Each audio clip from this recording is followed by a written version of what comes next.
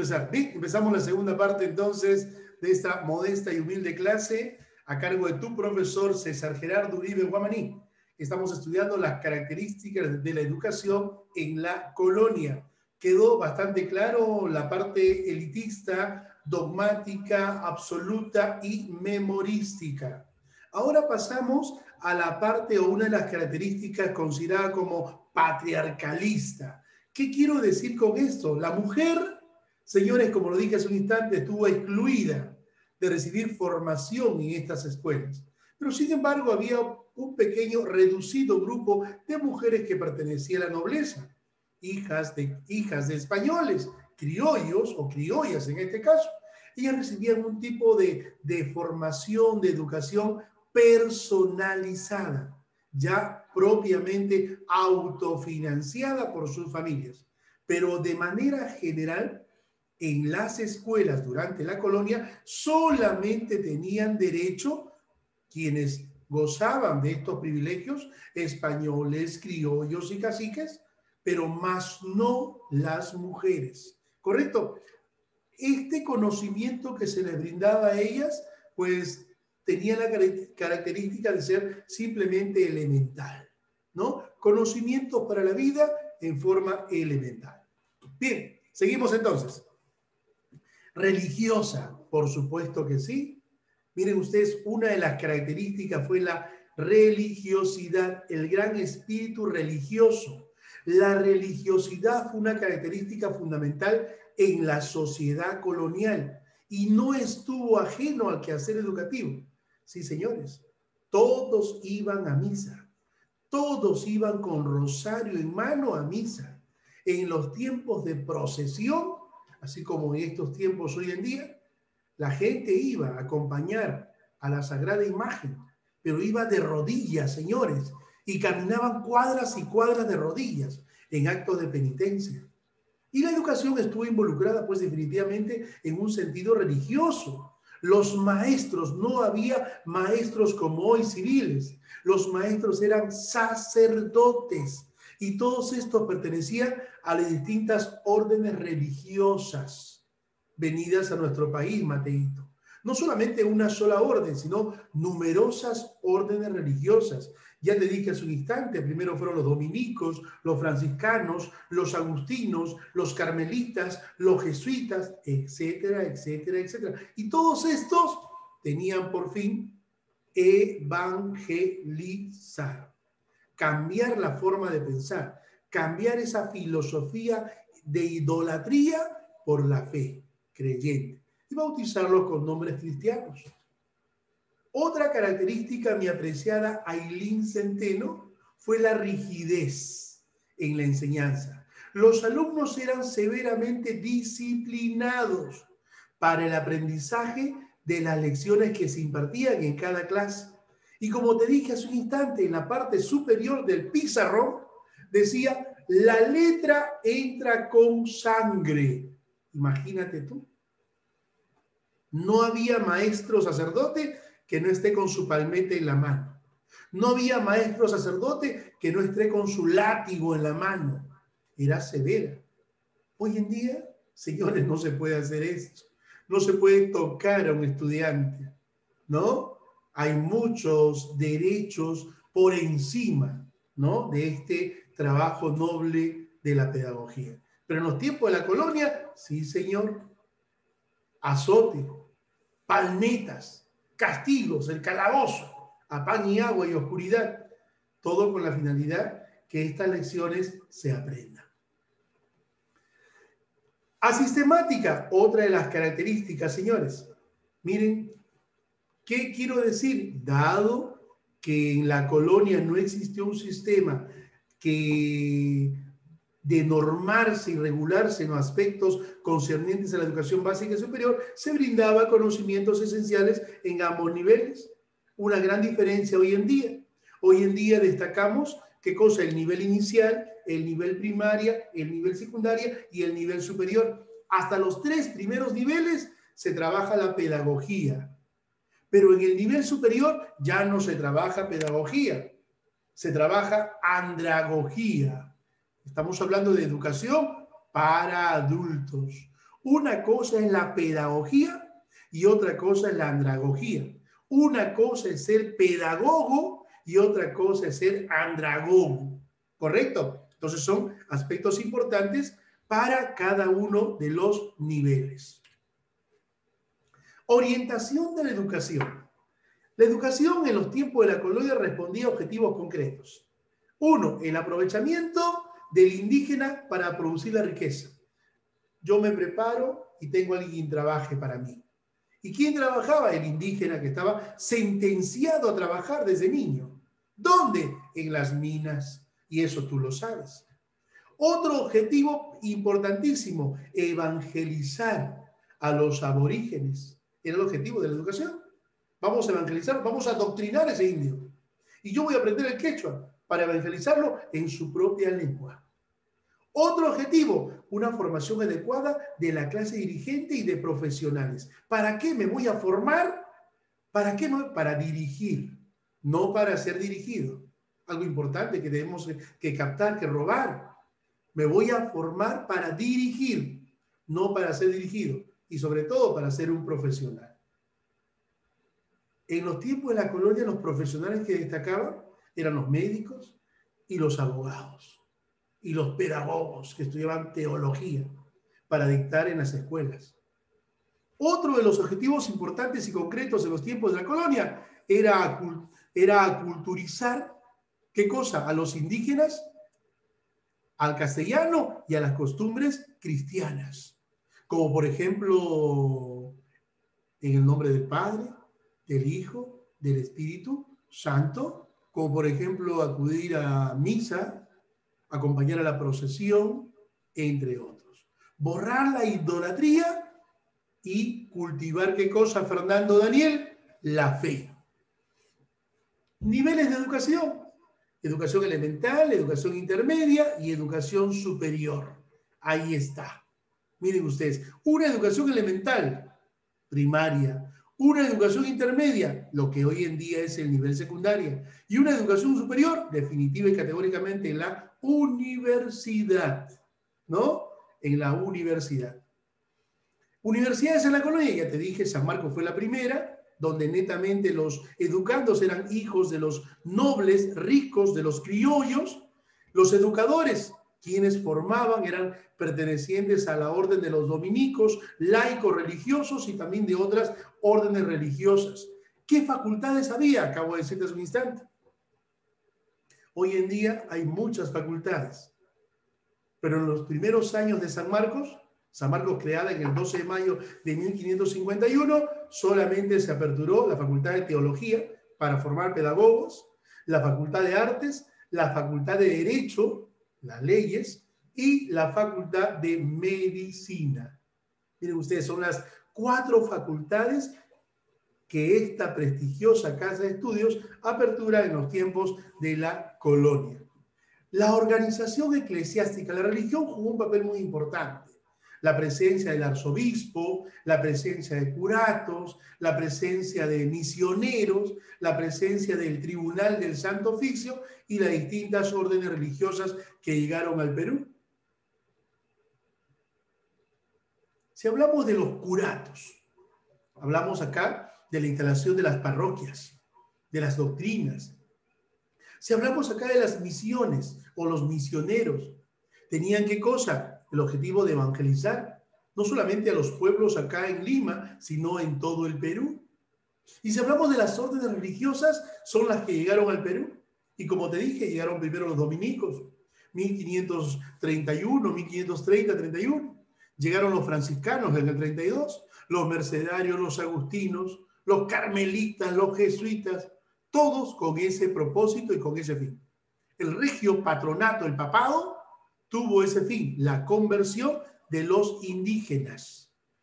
Colegios de las órdenes religiosas. Miren ustedes, todas las órdenes religiosas fundaron y crearon colegios. Y todos estos fueron bautizados con el símbolo de la cruz. Y todos con la terminología san. San Carlos, San Patricio, San Jerónimo, San Ildefonso y así. Todo con la terminología san. La evangelización en el virreinato. Miren ustedes, era el propósito principal, el objetivo principal, bautizarlo, ¿no? Convertirlo en cristiano, para así poder salvarlo. Miren ustedes, ¿no? Este era el objetivo principal, de evangelizar al indio y convertirlo y que éste olvide su idolatría. Pero sin embargo hubieron algunas protestas, algunas quejas, porque hubieron rebeldes que no querían aceptar y no querían dejar su idolatría. Lamentablemente tuvieron que ser castigados, sometidos a la fuerza para convertirlos en cristianos, ¿no? Y esto se dio en los distintos puntos del territorio peruano. Es verdad que la evangelización fue un proceso que se dio acá en nuestro Perú a la fuerza. Sí, señor. Profesor, disculpe.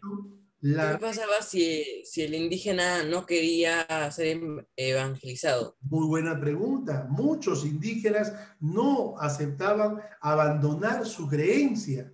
Lamentablemente se utilizó la fuerza Jericho y bajo la fuerza, bajo la presión y sobre todo con la creación de la Santa Inquisición, del Santo Oficio, miren ustedes, el indio tuvo que aceptar, el indígena tuvo que aceptar, porque si no aceptaba, venían dolores, maltratos hacia él que podían culminar hasta con mandarlo a quemar vivo.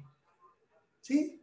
Todos sabemos que la Santa Inquisición o el Tribunal del Santo Oficio, ¿no? Se encargaba de perseguir, de castigar a todo hereje, a todo aquel que no creía o profesaba la religión católica.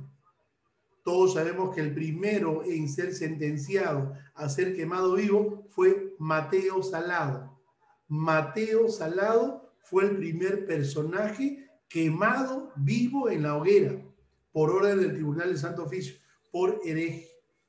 Miren ustedes, ¿no? Entonces, de esta manera, señores, se van a dar las primeras acciones importantes de evangelización. Y se dio los primeros concilios. Fueron 3 concilios. Primer concilio limense, ¿no? El primer concilio limense, ¿en qué se basó? En evangelizar, en bautizar con agua. Y que cada bautizado tenga sus padrinos, así como cada uno de ustedes, como cada uno de nosotros. Nos bautizaron con agua y en homenaje nos nombraron padrinos de bautizo. Ese es el primer concilio limense. El segundo, ¿cuál fue el segundo concilio limense? Entre los años 67 y 68. Destruir huacas, todo centro de culto a los dioses del Tahuantinsuyo, y en su reemplazo construir, ¿qué cosa? Importantes lugares de culto, parroquias, capillas, iglesias. Donde usted vea una iglesia, ahí, antes, en los tiempos del Tahuantinsuyo, había una huaca. Entonces, en esto consistió el segundo concilio limense, en hacer destruir huacas o centro de culto de los tiempos del Tahuantinsuyo a dioses falsos y construir en su reemplazo parroquias, iglesias, entre otras. El tercer concilio limense, miren ustedes, significó la evangelización peruana a través de catecismos, a través de la publicación de textos, ¿no? Textos para poder convertir al indígena en cristiano. Y esto se encargaba ya su tutor, porque los indígenas no sabían leer. Había un tutor nombrado para dirigir determinado grupo de indígenas, y este, con las lecturas, lo convertía a los indígenas en cristianos. La santidad en el virreinato, sí señor. Hubo un tipo colorado, de ojos verdes, cabello castaño, que unió al gato, al perro y al ratón. ¿De quién estamos hablando? De Fray Martín de Porras. San Martincito, ¿no? Aquel santo de color, santo de devoción, mira tú. Acá en los tiempos de la colonia resaltó su nombre como San Martín de Porras. Y hubo una hermosa mujer, muy hermosa. Su nombre, Isabel Flores de Oliva. Ella fue consagrada como santa con el nombre de Santa Rosa de Lima. Hoy, patrona de América y patrona de la Policía Nacional del Perú. Y así, santos con devoción en los tiempos de la colonia. Estamos hablando de 1560, 1570, 1660 aproximadamente. Otros santos, también tenemos a Santo Toribio Morovejo, ¿no? San Francisco Solano, Santa Rosa de Lima, que ya lo mencioné, San Martín de Porres, miren ustedes, padre español y su madre una negra libre.